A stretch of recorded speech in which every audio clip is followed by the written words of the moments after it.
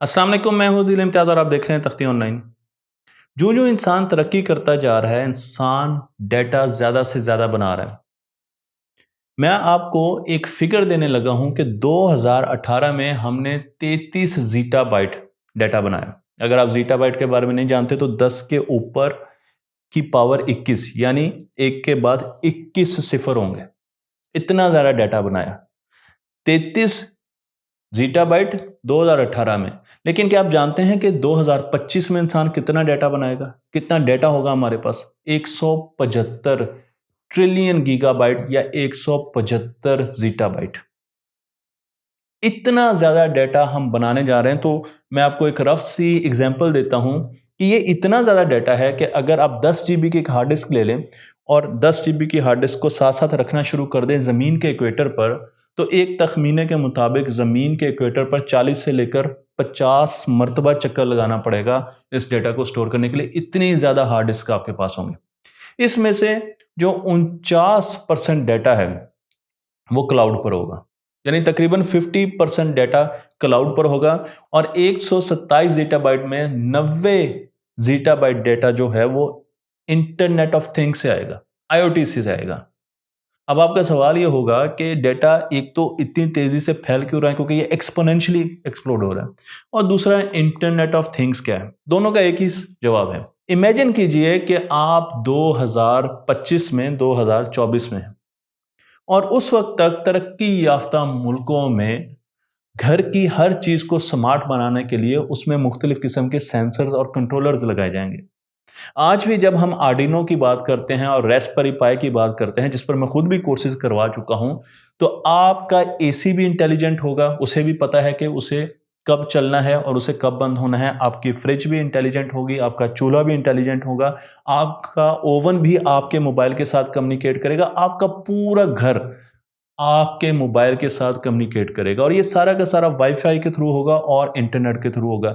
तो हम हर चीज़ को इंटेलिजेंट बनाते जा रहे हैं और वो इंटरनेट के थ्रू हमारे मोबाइल पर आ जाएगी और हम अपने मोबाइल से अपने घर को कंट्रोल कर सकेंगे, उसके स्टेटसेस ले सकेंगे। आप ये कहेंगे कि ये तो बहुत दूर की बात नहीं है, लेकिन रिसेंटली मैं आपको बताने जा रहा हूं कि पौधों से ट्वीट करवाई गई है, यानी अब पौधे भी ट्विटर के सारिफ बनने जा रहे हैं। पौधों को मुख्तलिफ सेंसर्स लगाए गए हैं और पौधे ट्वीट करते हैं जब उन्हें पानी की ज़रूरत होती है। ये बहुत छोटा सा एक्सपेरिमेंट है जो किसी स्कूल में भी किया जा सकता है। लेकिन एग्रीकल्चर का जो अगला वर्जन है, जो कि अब बहुत तेज़ी से तरक्की पजीर मुल्कों की तरफ भी आएगा, जिसे एग्रीकल्चर 4.0 कहते हैं। मैं आपको यहाँ पर एक तस्वीर दिखा रहा हूँ। ये सारा का सारा स्टैंडर्ड आपके खेतों को इंटेलिजेंट बनाने जा रहा है। आपकी ज़मीनों पर मुख्तलिफ़ किस्म के सेंसर्स लगेंगे जो ज़मीनों की मिट्टी की ह्यूमिडिटी को बताएंगे, टेम्परेचर को बताएंगे। ज़मीनों के अंदर सेंसर्स लगेंगे, पानी के अंदर सेंसर्स लगेंगे। अगर आप ड्रोन देखें तो वो उड़ते फिरेंगे और वो आपकी खलियान की तस्वीर ले रहे होंगे। इसी तरीके से अगर आप फार्म की बात करेंगे तो वहाँ पर जितने मवेशी होंगे उनको भी आपने सेंसर्स गले में पहनाए होंगे ताकि आप उनकी लोकेशन ट्रैक कर सकें। 5G नेटवर्क के साथ ये सारे सेंसर्स कनेक्ट होंगे और फिर सैटेलाइट के साथ भी इन चीज़ों को कनेक्ट किया जाएगा। सैटेलाइट्स भी आपको बहुत ज़्यादा मदद दे रही होंगी। मैं यहाँ पर कुछ आपको आगे सॉफ्टवेयर्स भी बताऊंगा जो कि जीपीएस के ज़रिए और स्पेस इमेजिंग के ज़रिए, कैमरों के ज़रिए आपके खेतों की तस्वीर खींचेंगी और वो बताएंगे कि आपके खेत को क्या बीमारी है, कब पानी की ज़रूरत है, कितने पानी की ज़रूरत है और यूरिया कब डालनी है, आपने इस पर स्प्रे कब करनी है। ये सारा का सारा डेटा आपने स्टोर करना है। लेकिन जब हम डेटा स्टोरेज की बात करते हैं तो हमारे पास वही घिसी-पिटी पुरानी टेक्नोलॉजी है जो कि मैं आपको यहाँ पर दिखा रहा हूँ। आप देख सकते हैं कि हमारी जो ड्राइव्स हैं वो बल्की होती हैं, टूट जाती हैं, नीचे गिरती हैं, उनकी लाइफ बहुत कम होती है, 4 साल चलती है तो ख़राब हो जाती है और साथ-साथ उनको एनर्जी की भी रिक्वायरमेंट है। हमें तो एक ऐसी डेटा स्टोरेज चाहिए जिनको किसी किस्म की एनर्जी की ज़रूरत ना हो, जिनका लाइफ स्पैन भी बहुत बड़ा हो और जो कि फ्रेजाइल ना हो, टूटे ना। तो मैं आपको लेकर चलता हूं बायोलॉजिकल हार्ड ड्राइव्स की तरफ। ऐसी हार्ड ड्राइव्स जो कि हमारा डेटा स्टोर करती हैं। अब मेरा डेटा किस चीज़ में स्टोर है? वो मेरे डीएनए में स्टोर है। तो क्या हम इंसानों के, जानवरों के या इवन प्लांट्स के डीएनए में डेटा स्टोर कर सकते हैं? हम इस वक्त तक 2 मिलियन 20 लाख पुराना डीएनए हासिल कर चुके हैं ग्रीनलैंड से। यह काम 2021 में किया गया और यह डेटा इंटैक्ट है, यानी अपनी सही हालत में कुछ ना कुछ मौजूद है। 20 लाख पुराना डीएनए। लेकिन अगर हम देखें कि किस डीएनए से हमने सारा का सारा डेटा हासिल कर लिया, वो 30,000 साल पुराना डीएनए जो कि हमें फॉसिल्स में मिला है। तो इसका मतलब यह है कि ये एक ऐसी स्टोरेज है जिसमें अगर हम डेटा स्टोर कर देंगे तो 30,000 साल तक, तो अगर ये अच्छी कंडीशन में रहेगी, सर्द कंडीशन में रहेगी, डेटा स्टोर रह सकेगा। इस डेटा स्टोरेज को किसी किस्म की एनर्जी की ज़रूरत नहीं है, इसका साइज भी बहुत छोटा है और उसके साथ साथ ये डेटा स्टोरेज बहुत डेंस है, यानी कि बहुत छोटे हिस्से में बहुत ज़्यादा डेटा स्टोर कर सकती है। मैं आपको एक एग्जांपल देता हूं, बल्कि एक सीरीज ऑफ एग्जांपल देता हूं जिससे आपको आइडिया हो कि कितनी ज़्यादा डेंस स्टोरेज है। 10 डिजिटल मूवी आप डीएनए के इतने छोटे साइज में स्टोर कर सकते हैं जो कि रेत के जर्रे के बराबर हो। 10 डिजिटल मूवीज। अगर आप 1 ग्राम डीएनए का लें तो उसमें 215 मिलियन गीगाबाइट डेटा स्टोर हो सकता है। अगर आप इस वक्त जितना भी डेटा है उस सब को डीएनए में स्टोर करें तो शायद 1 से 2 ट्रक के बराबर साइज की आपके पास स्टोरेज होगी, यानी 2-3 ट्रक होंगे जिन पर इतनी बड़ी स्टोरेज होगी जिसमें ये सारा का सारा डेटा स्टोर हो सकता है। ह्यूमन बॉडी में 2.5 मिलियन 25 लाख गीगाबाइट का डेटा स्टोर। तो ये इतना बड़ा डेटा इतने थोड़े हिस्से में, इतनी थोड़ी जगह पर हम स्टोर कर सकते हैं। और स्टोर कैसे कर सकते हैं? हमें पता है कि हमारे डीएनए में 4 न्यूक्लियोबेसिस हैं, ATGC। इनके बारे में मैं बहुत बता चुका हूं। तो आपने 0-1 को इन न्यूक्लियोबेसिस में कन्वर्ट करना है। लेकिन इसका एक फायदा है और वो फायदा ये है कि A न्यूक्लियोबेस हमेशा सी के साथ, टी के साथ जुड़ती है। मैंने इसको इस तरीके से याद किया हुआ है, एट जीसी यूनिवर्सिटी कहना चाहिए। एट ए हमेशा टी के साथ जुड़ती है, जी हमेशा सी के साथ जुड़ती है।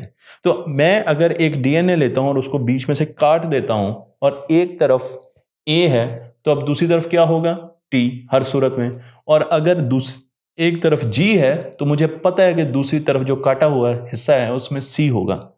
तो आप पूरा का पूरा डीएनए आरएनए से दोबारा डुप्लीकेट कर सकते हैं, बना सकते हैं। इसलिए हमें डेटा को कॉपी करने में बहुत ज्यादा आसानी होती है। मैं आपको यहां पर एक पूरा प्रोसीजर दिखा रहा हूं कि किस तरीके से हम डिजिटल डेटा न्यूक्लियोबेसिस में सेव करते हैं और उसको रिट्रीव कर सकते हैं। सबसे पहले यह भी बता दूं कि अब सिंथेटिक डीएनए भी बनाए जा रहे हैं, ऐसे डीएनए जो कि लैब्स में बनाए जा रहे हैं ताकि उस पर डेटा स्टोर किया जा सके। तो सबसे पहले हमारे पास अगर एक गाने की फाइल है, एक फिल्म की फाइल है या एक वर्ड का डॉक्यूमेंट है, उसे हमें बाइनरी कंपोनेंट्स में 0-1 की फॉर्म में लाना है, डिजिटाइज करना है और उसके बाद फिर उसे A, G और C और T में कन्वर्ट करना है। इसे एनकोडिंग कहते हैं, जो कि आपको तस्वीर में दिखाई गई है। जब एक मरतबा डाटा 0-1 की फॉर्म से लेकर न्यूक्लियो बेसिस की फॉर्म में चला गया तो अब हमने उसको सिंथेसाइज करना है, यानी 3D प्रिंटर के जरिए उनको प्रिंट कर देना है। इसे सिंथेसाइजर कहते हैं, जो कि डीएनए हमें सिंथेटिक डीएनए दे रहा है और उसको उस फॉर्म में प्रिंट कर दिया गया। अब डेटा महफूज हो गया क्योंकि अब वो डीएनए की फॉर्म में चला गया। लेकिन अगर उस डेटा को अपने रीड करना है तो अब आपको सीक्वेंसिंग की ज़रूरत होगी। तो सीक्वेंसर्स ऐसी मशीनें होती हैं, स्पेशल मशीनें होती हैं, जो कि इस डीएनए से दोबारा आपके पास न्यूक्लियोबेसिस बनाती हैं, यानी A, G और T और C आपके पास दोबारा आ जाती हैं। फिर आप उनको दोबारा डिकोड करते हैं 0-1 की फॉर्म में, और 0-1 की फॉर्म जो कि डिजिटल फॉर्म, उससे फिर आप दोबारा एनालॉग की तरफ अगर जाते हैं या रीड करते हैं डाटा, तो वही डेटा आपको मिल जाता है। तो ये पूरा एक प्रोसीजर है जिस तरीके से हम सिंथेटिक डीएनए बना रहे हैं और उसमें डेटा स्टोर कर रहे हैं। लेकिन हम सिंथेटिक डीएनए के अलावा आम डीएनए में भी डेटा स्टोर कर सकते हैं और उस पर भी बहुत ज़्यादा रिसर्च हो रही है। लेकिन मसला सिर्फ एक है और वो ये है कि हम डेटा को इनकोड कर देते हैं, हम डेटा को स्टोर भी कर सकते हैं, हम डेटा को रीड भी कर सकते हैं। लेकिन जो मसले आते हैं वो ये है कि हम एक जगह पर डेटा को कैसे रिकग्नाइज करें कि हमें ये चंक डेटा का चाहिए। क्रिस्पर एक टेक्निक ऐसी है जिसके जरिए हम डेटा को काट भी सकते हैं, लेकिन डेटा की प्रोसेसिंग भी एक बहुत बड़ा मसला है कि हम डेटा को प्रोसेस कैसे कर सकें। बस मेरे पास जो फॉर्म आ रही डाटा की, उसमें एक और डाटा को ऐड करना है या उसको 2 से मल्टीप्लाई करना है या डिवाइड करना है, तो प्रोसेस कैसे करना है, इसके बारे में अभी तक हमारी रिसर्च खामोश थी। लेकिन अब रिसेंटली एक रिसर्च पेपर आया है जो कि टोक्यो यूनिवर्सिटी और फ्रांस के साइंसदानों ने मिलकर काम किया है, और उन्होंने बताया कि अब हम डाटा को प्रोसेस कर सकते हैं। और उसको प्रोसेस करने के लिए उन्होंने 3 एंजाइम्स का इस्तेमाल किया है। एंजाइम्स अमूमन डाटा को काटने के लिए यूज़ होती हैं, यानी वो क्रिस्पर टेक्निक में यूज़ की जाती हैं। और जब हम डाटा को लोकेट कर लेते हैं और उसे रीड करना होता है, तो उसको प्रोसेस करने के लिए आर्टिफिशियल न्यूरॉन्स बनाए जाते हैं। अगर आपको मालूम नहीं है कि न्यूरॉन्स क्या होते हैं, तो न्यूरॉन्स हमारे दिमाग के सेल्स होते हैं जो कि कंसिस्टेंटली डाटा को प्रोसेस कर रहे होते हैं। तो हमने मस्नूई न्यूरॉन्स बनाए होते हैं, इनकी लेयर्स बनाई होती हैं, जो कि इस रिसर्च पेपर में लिखा गया है। और उस लेयर को, उन सीरीज ऑफ लेयर को हम ये डाटा देते हैं। जब न्यूरॉन्स के पास ये डाटा आता है तो वो इसे प्रोसेस करना शुरू कर देता है और हमें फ्लोरेसेंट सिग्नल देता है, जो कि आउटपुट के तौर पर हम उसको देखते हैं और फिर उससे डाटा की वैल्यू और उसकी आउटपुट ली जाती है। तो ये पूरा का पूरा इस रिसर्च पेपर में लिखा गया है। मैं आपको ये भी बता दूं कि यूनिवर्सिटी ऑफ कोलंबिया ने रिसेंटली कुछ अर्से पहले एक जीते जागते हुए बैक्टीरिया लाइव बैक्टीरिया के डीएनए में हेलो वर्ड का सीक्वेंस, जो कि अमूमन प्रोग्रामर सबसे पहले यही प्रोग्राम बनाते हैं, हेलो वर्ड का सीक्वेंस फीड कर दिया, स्टोर कर दिया, और उसके बाद उसे रिट्रीव भी किया। क्रिस्पर की टेक्निक इसके लिए यूज हुई और इसके लिए जो बैक्टीरिया का इस्तेमाल किया गया वो इकोलाई बैक्टीरिया था, और काफ़ी अरसे तक उसमें ये डेटा स्टोर किया गया। इसका मतलब ये है कि हम अब लिविंग चीज़ों में भी, उनके डीएनए में भी डेटा स्टोर कर सकते हैं। मैं आपको ये भी बता दूं आखिर में कि पौधों पर भी बहुत से एक्सपेरिमेंट किए जा रहे हैं और पौधों में भी डाटा स्टोर किया जा रहा है। तो अब आपके घर के बाहर जो फसलें होंगी वो सिर्फ आपकी फूड सिक्योरिटी को इंश्योर नहीं कर रही होंगी, वो आपकी डाटा स्टोरेज भी होंगी। और अगर आपने खेत मुस्तकबिल में काटना है तो उसका डाटा पहले एक जगह से दूसरी जगह कन्वर्ट करना पड़ेगा और फिर वो आप डाटा उसे ले सकते हैं, उस खेत को काट सकते हैं। अगर आप इस चीज़ के बारे में मज़ीद पढ़ना चाहते हैं तो मैं मुस्तकबिल में इस पर बहुत सी वीडियोस भी बनाऊंगा। लेकिन डाटा गार्डन एक ऐसा प्रोजेक्ट है जो कि पौधों के डीएनए में डाटा को स्टोर कर रहा है ताकि वो डाटा बहुत अरसे तक हमारे पास रह सके। तो जो मुस्तकबिल की डाटा स्टोरेजेस होंगी वो बायोलॉजिकल डाटा स्टोरेजेस होंगी और वो डीएनए बेस्ड डाटा स्टोरेजेस होंगी जिन पर बहुत ज़्यादा रिसर्च की जा रही है। तो मुझे उम्मीद है कि ये वीडियो आपको पसंद आई होगी। तख्ते ऑनलाइन को लाइक कीजिए, शेयर कीजिए और इस फिल्म को दूसरों तक पहुंचाइए।